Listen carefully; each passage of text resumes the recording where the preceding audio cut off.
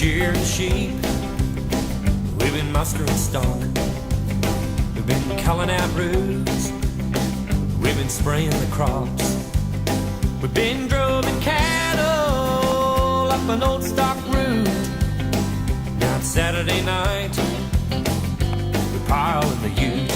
We're the boys from the bush and we're back in town. Well, the dog's in the back and the foot goes down. We're life members of the Outback Club. We're the boys from the bush come in from the scrub. We've been out in the heat, we've been loading the trucks, been fixing fences, we've been choking on dust. We curse the rain, we curse the drought. G'day everyone, my name's Rob, the call is VK5SW, and I'd just like to show you my solar powered ham radio station. It's a pretty simple setup. It basically consists of the radio, the battery to run the radio, the solar panel to keep the battery charged, and the antenna. But what I particularly like about this setup is the radio. That's the Icon IC7600.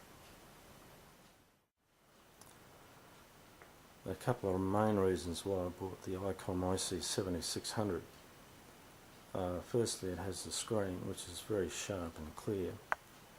And secondly, one of the other reasons is that it operates off of 12 volts, whereas a lot of radios with screens don't. But it's a very good radio. It's an excellent radio on receives, very good for Morse code, which is what I operate more than anything off. And just here is the Bengali Kia, the paddle that I use.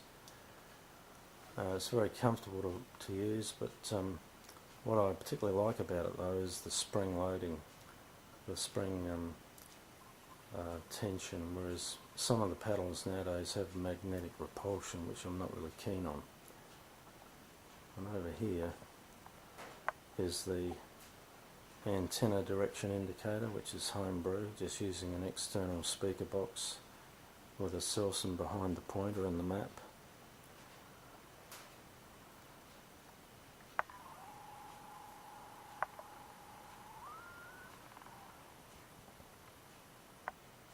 Just to the left of the speaker is the laptop computer I use on the digital modes. I use the MixW software, which I really like, and behind that is a small inverter that runs off of the battery to charge the batteries in the laptop.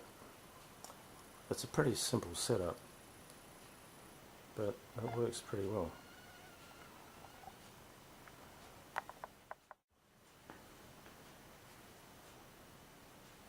And this is the battery that powers the radios. It's a pretty large one. A battery this size can power a small house.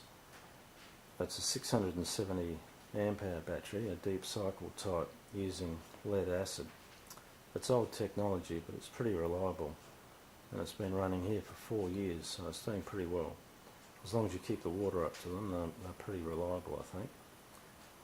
They say they should last at least 10 years.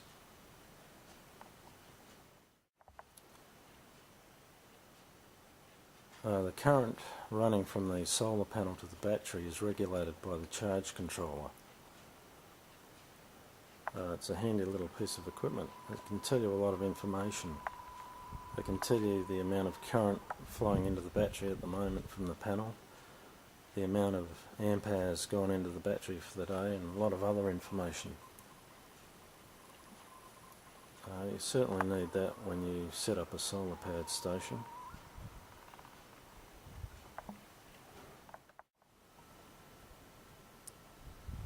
One of the antennas in use here is a ground plane for the HF bands.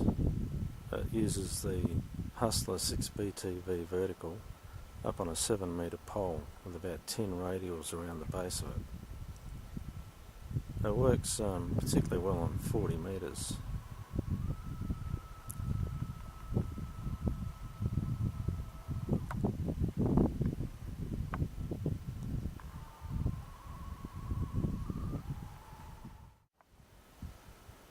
The other antenna here is a 2-element 5-band HF quad made by Cubics in the US, and it's up about 10 metres. It works pretty well even though it's up, well, not very high, and I'm very happy with it. It's been there for about 2 years now, and we get some really strong winds around this area, but it's survived them quite well, no problem so far anyway. Well, I hope you've enjoyed having a look at my solar powered ham radio station. It's pretty simple, but it works pretty well. So 73 for now.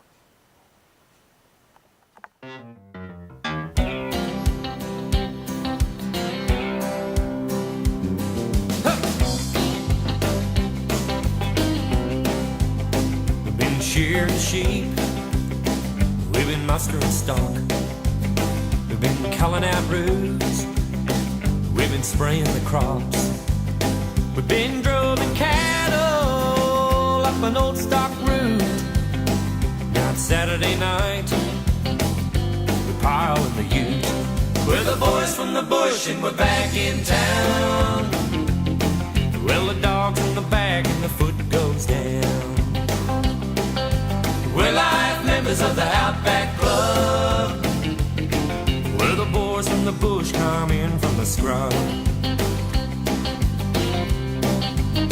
We've been out in the heat, we've been loading the trucks, been fixing fences, we've been choking on dust.